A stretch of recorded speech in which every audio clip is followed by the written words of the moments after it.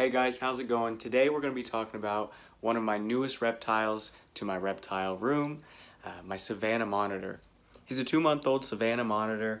I'm going to be going over some of the things that I do on a day-to-day basis to care for him. Not necessarily a care video because I'm by no means an expert. I have done a little bit of research that I think has been giving me a little bit of success.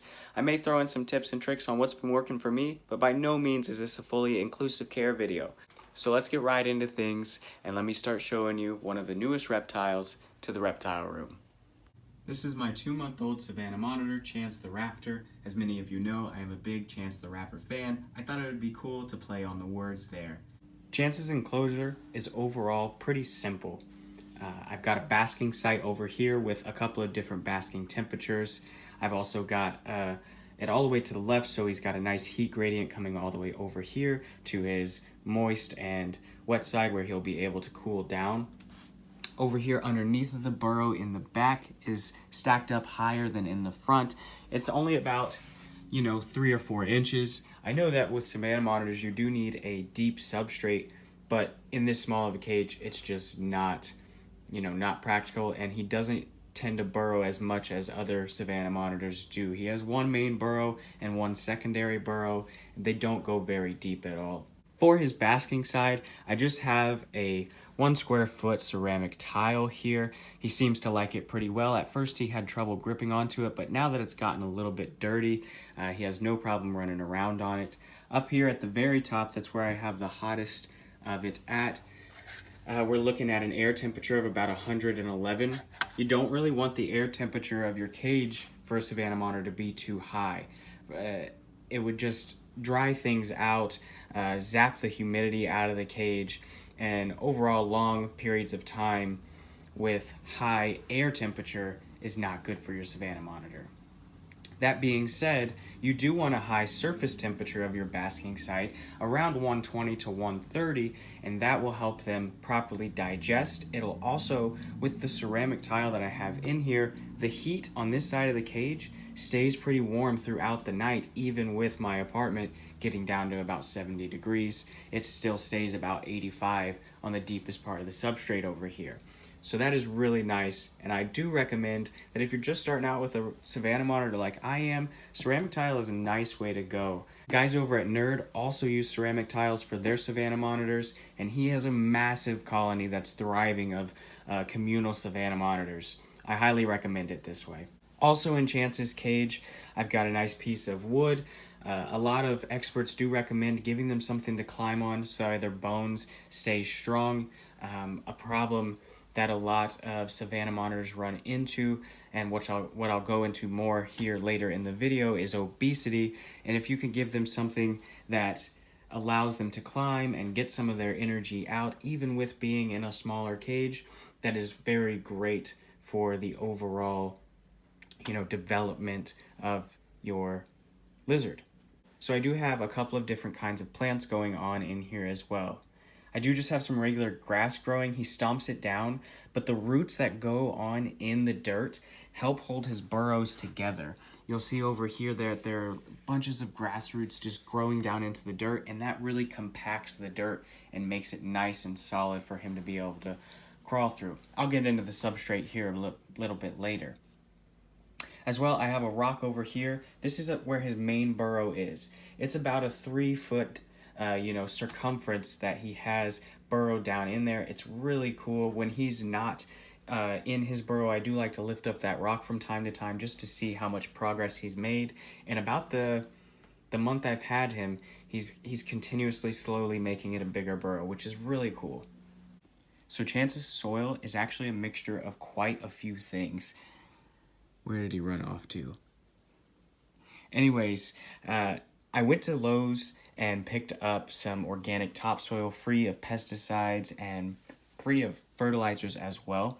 I mixed that with some Eco-Earth, some sphagnum moss, whatever species of moss that green frog moss is sold at a lot of pet stores, some coconut husk, as well as some repti bark. It's just a very good diverse substrate. I also did go and get some oak leaves from the pet shop as well. People usually use them for like dart frog enclosures, but I just crumbled them up, put them in there, and then the addition of the roots growing from the grass creates a very natural and enrichment-based substrate for Chance to explore in here. I also do have a little bit of ivy here in his cage. I think it's like a wandering ivy or a creeping ivy. Anyways, when the plant starts to take off, it'll just start to wrap around things, and it'll be some good enrichment for Chance here in this cage.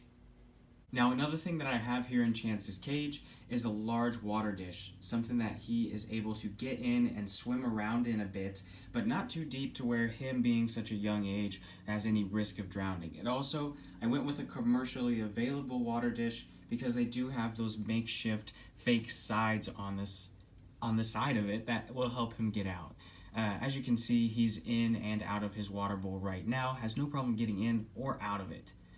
Having water in your cage for your Savannah monitor is important at all times, and you do want to keep it as fresh as possible. If you're not changing it every day, change it at least a couple times a week. You don't want the water to get fouled up and then that be his only water source. Again, I've talked previously in my last video about dehydration in animals. Though it's about a bearded dragon, it's all the same. You want to do as much as you can to make sure that your reptiles are adequately hydrated, because dehydration is just one of the worst ways for any animal on this earth to perish. And one more thing that I do have here in Chance's cage is just a food bowl. Now, for roaming things like crickets, I go ahead and I just let those disperse around the cage when I feed them. That gives Chance some enrichment, being able to chase and hunt down some prey. But when it comes to things like dubia that like to dig, I put them in here. And mealworms that like to dig, I put them in here. You'll see it gets kind of dirty sometimes just from having calcium in there and me misting it out. So about once a week, I take this out, rinse it out, make sure that all the stuck calcium gets out of there and we can have a clean slate to start over with. Now with Chance, Savannah monitors in the wild are mostly insectivores. And while here in captivity, we have found that it's really easy just to feed those kind of rodents and power feed them. I'm going with a more naturalistic approach with Chance, giving him mainly high protein bugs and just the occasional crickets and the occasional pinky mice, just if I see that he's getting a little bit on the skinny side. So things that I do like to feed him is dubia roaches regularly. I have a breeding colony of dubia roaches. I'll go over that in a future video on how I did it and some of the successes and some of the struggles that I've had doing it. But dubia roach nymphs are great. I place them in his little food dish, every morning. And then by the time I come home for lunch to check in on all my reptiles, they're usually dwindled down by quite a good percentage. Other things that I do like to feed Chance is superworms as well. I do try and pick out the smaller ones in the bunch, being that Chance is still a small monitor, but he does love the response that superworms give him when they start wriggling around after he takes a nice chomp out of them. Now for you die-hard rodent monitor feeding people, it's not necessarily a bad thing to do. The problem that comes from keeping monitors and feeding them large amounts of rodents in captivity is that, one, rodents are usually high in fat. Also, if you get them from a bad source, they can be potentially dangerous with parasites. With rodents being loaded with fat, if you can provide enough enrichment and activities and exercise for your monitor lizard to run these kinds of things off in a large enough cage, it could work very well for you, especially with rodents. If you buy them in bulk or if you breed them yourself, can be a very cost-effective way to fill up that big of a lizard once they get to that 3-foot size of a lizard. But that being said, I know that right now I don't have a big cage for Chance. I know that I don't have the means to provide him as much enrichment or activity that he would get in the wild to run off all of the calories and the fat that he would take in from eating a rodent. That being said, I choose to stick with just the high protein insect diet.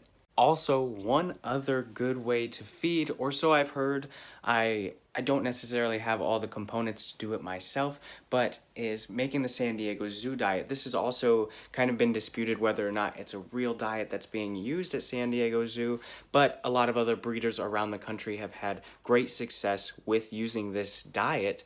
and it is ground turkey, ground bone meal, and ground centrum tablets. This makes sure that you get a nice protein load for your animal. You also get a large amount of calcium for your animal from the bone meal.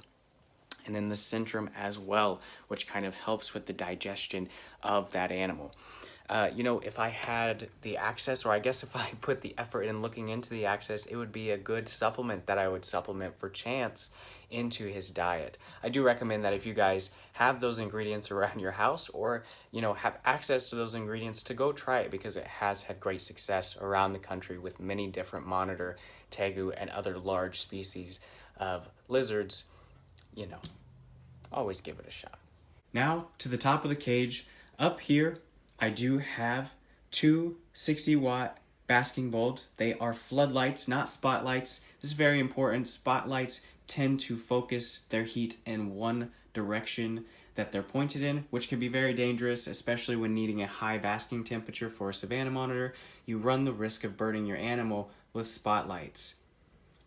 I do also have a UVB 10.0 here in this strip light that, of course, there is some great debate about UVB and Savannah monitors. People say that you don't need UVB if you feed them just based on their diet, eating mostly rodents. I guess the other side of that is feeding a mainly rodent diet to your Savannah monitor leads to things like gout and obesity and fatty liver disease.